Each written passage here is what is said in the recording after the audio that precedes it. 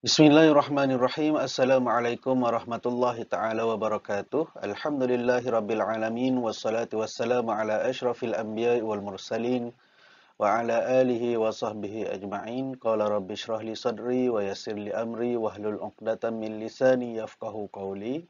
Subhanaka la ilma lana illa ma 'allamtana innaka antas samiul alim wa la haula wa la quwwata illa billahil aliyyil azim. Alhamdulillah, syukur kita kehadrat Allah Subhanahu Wa Taala kerana masih lagi diberi ruang dan peluang untuk kita sama-sama teruskan siri bincang soalan UPKK.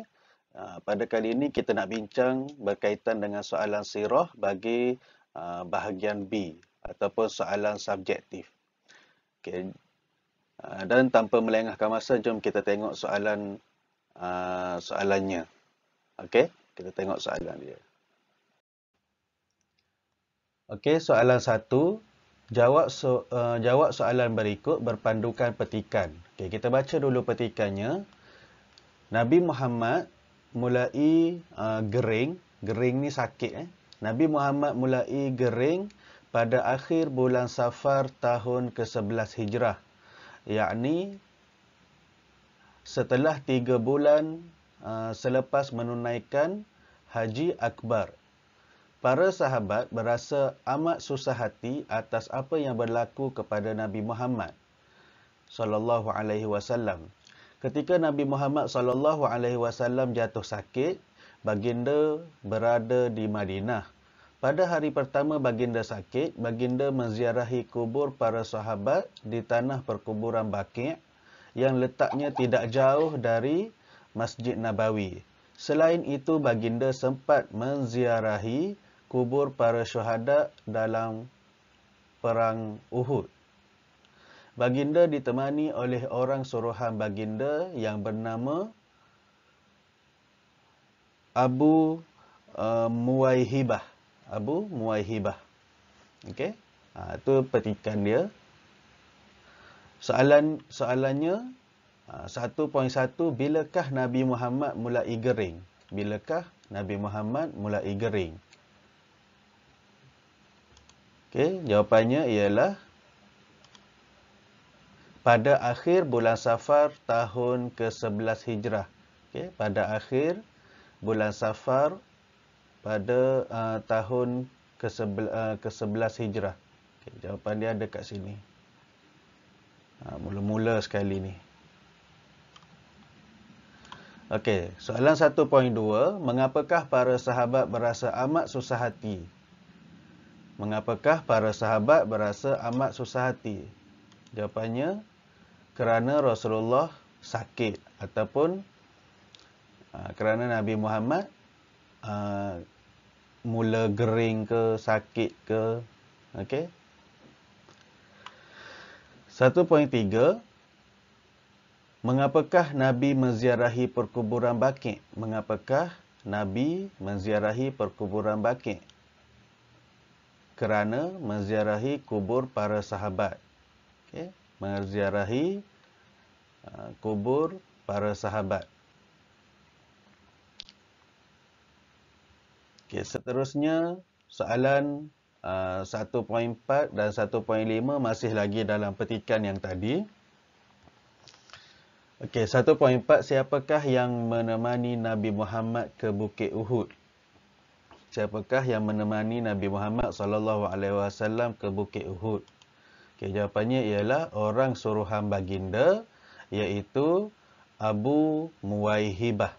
Okey. Jawapan dia ada kat bawah ni.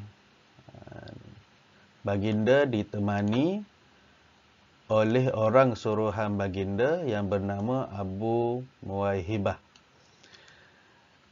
Okey, seterusnya soalan 1.5, jelaskan 3 adab menziarahi perkuburan. Jelaskan 3 adab menziarahi perkuburan. Okey, yang pertama, memberi salam. Yang kedua, jangan melangkah kubur. Yang ketiga, membaca doa.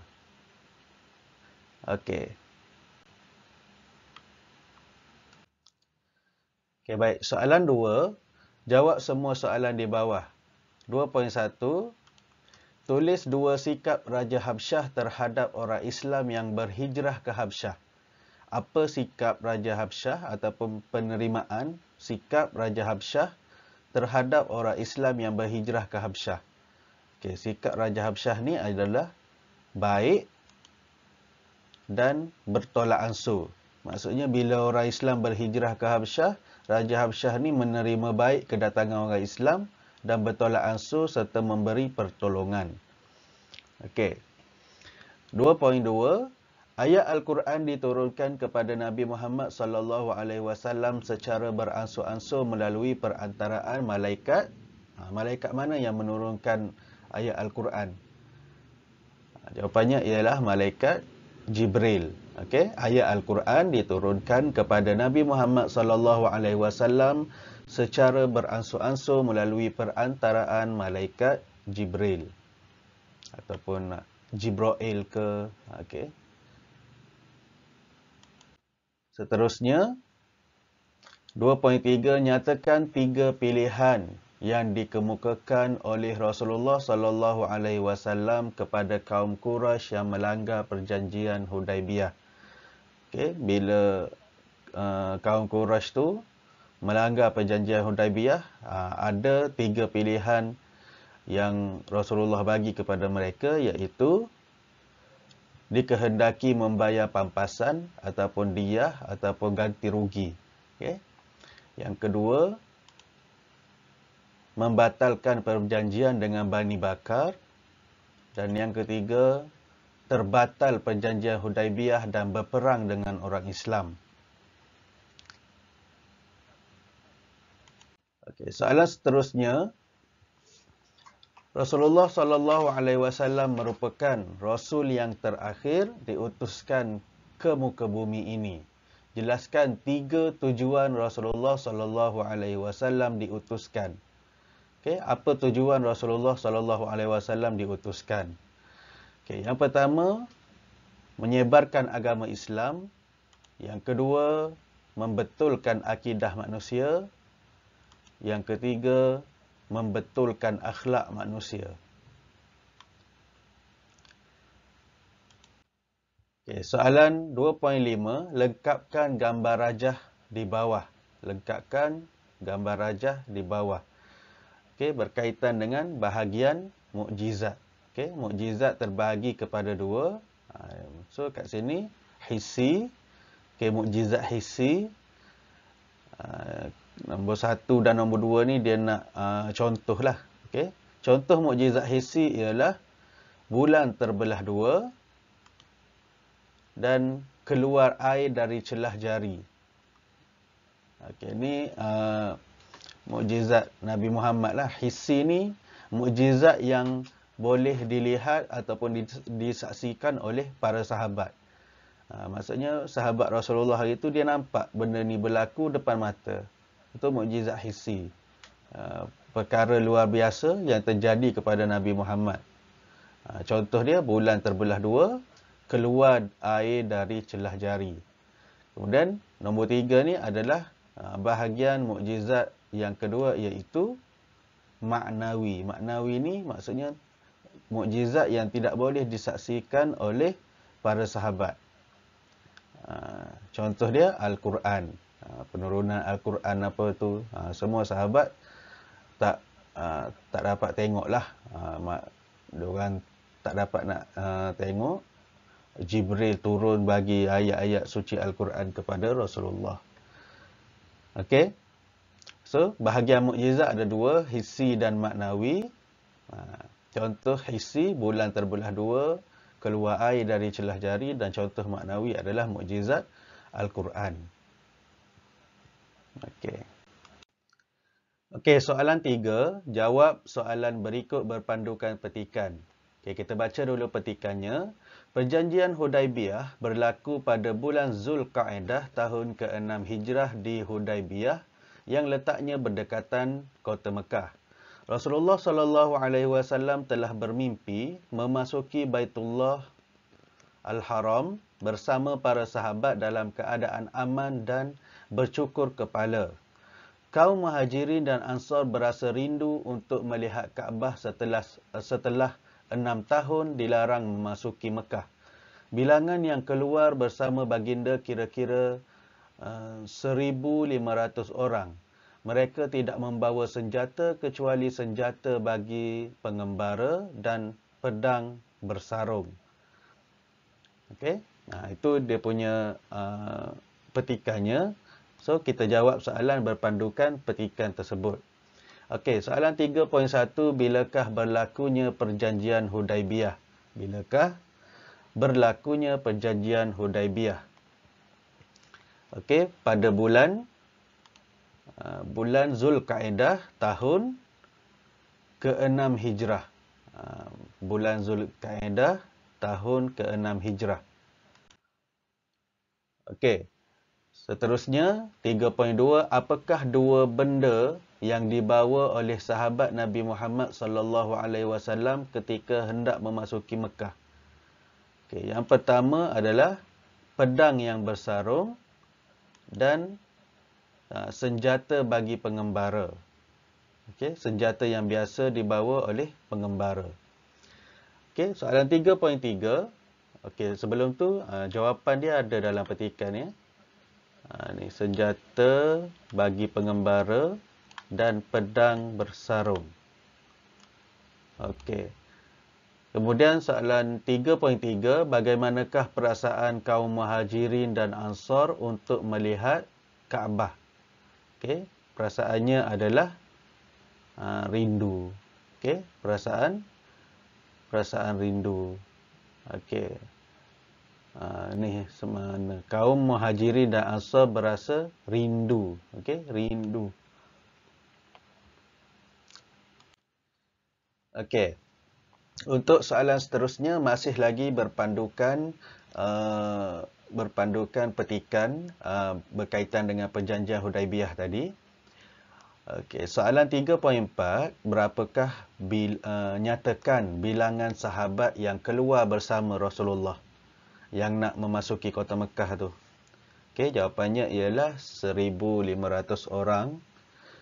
35, jelaskan dua pengajaran yang dapat diperolehi berdasarkan petikan tersebut. Apa pengajaran yang kita boleh berdasarkan petikan berkaitan dengan perjanjian Hudaibiyah ni? Yang pertamanya adalah bersyukur kerana dapat memasuki kota Mekah. Dan yang kedua, berkat kesabaran daripada umat Islam. Okay, berkat kesabaran Rasulullah dan para sahabat masa tu, bila diorang dah rasa rindu nak masuk, akhirnya bila buat perjanjian Hudaibiyah ni, Rasulullah berjaya untuk memasuki kota Mekah dan melepaskan rindu. Siapa yang tak rindu dekat tanah air kan, tempat dilahirkan. Okey. Okey, soalan yang keempat. Soalan keempat, jawab semua soalan berikut berpandukan petikan. Okey, 4.1, tulis dua kelebihan membaca Al-Quran. Tulis dua kelebihan membaca Al-Quran. Okey, antara kelebihan membaca Al-Quran ialah menyucikan jiwa. Yang kedua, mendapat pahala. Okay, soalan seterusnya 4.2, lengkapkan jadual peringkat penurunan Al-Quran. Peringkat penurunan Al-Quran. Yang pertama dari Lauh Mahfuz. Kemudian Al-Quran diturunkan ke langit dunia. Seterusnya melalui perantaraan malaikat Jibril dan terus kepada Nabi Muhammad sallallahu alaihi wasallam. Okey, so nombor 1 jawapan dia langit dunia, yang kedua malaikat Jibril. Okay. Kemudian soalan 4.3, nyatakan dua aktiviti sosial yang boleh dilakukan di masjid. Nyatakan dua aktiviti sosial yang boleh dilakukan di masjid. Okay. Yang pertama, majlis ilmu. Yang kedua, majlis kenduri. Ataupun apa-apalah aktiviti riadah ke, okay, boleh masukkan. Okay. Okay, soalan 4.4, nyatakan dua tindakan Rasulullah sallallahu alaihi wasallam selepas memasuki kota Mekah dalam peristiwa pembukaan kota Mekah. Nyatakan dua tindakan Rasulullah SAW selepas memasuki kota Mekah dalam peristiwa pembukaan kota Mekah. Okey, yang pertama yang Rasulullah buat adalah memusnahkan berhala. Yang kedua, meminta Bilal melaungkan azan. Okey, meminta Bilal bin Rabah untuk melaungkan azan. Okey, soalan 4.5, lengkapkan carta di bawah. Okey, carta di bawah. Okey, carta ni berkaitan dengan perang Badar. Okey, soalan dia, ketua tentera Islam. Siapa ketua tentera Islam dalam peperangan Badar? Jawapannya adalah Rasulullah. Bilang ataupun ketua tentera Islam ni boleh jawab Rasulullah ataupun Nabi Muhammad lah. Okey, bilangan tentera Islam seramai 313 orang. Tempat peperangan di Lembah Badar. Kemudian keputusan perang, tentera Islam menang. Okey, so complete bagi soalan ni berdasarkan berkaitan dengan perang Badar. Okey, saya rasa sekadar itu sahaja untuk perkongsian kita berkaitan dengan bincang soalan sirah, bagi mengulang kaji pelajaran sirah untuk menempuhi ujian UPKK nanti. Bukan kata soalan-soalan yang kita bincang ni akan masuk UPKK, tapi mungkin ada soalan-soalan yang berulang dan masuk semula ke dalam peperiksaan sebenar nanti, ataupun dia tukar sikit bentuk soalannya tapi jawapan kita dah tahu melalui perbincangan kita ni. Okey, semoga video ini bermanfaat untuk semua. Wallahu a'lam bissawab. Apa yang baik itu datangnya daripada Allah Subhanahu wa taala, dan apa yang kurang itu adalah kelemahan diri saya sendiri. Okey, kita jumpa di lain video yang akan datang. Assalamualaikum warahmatullahi taala wabarakatuh.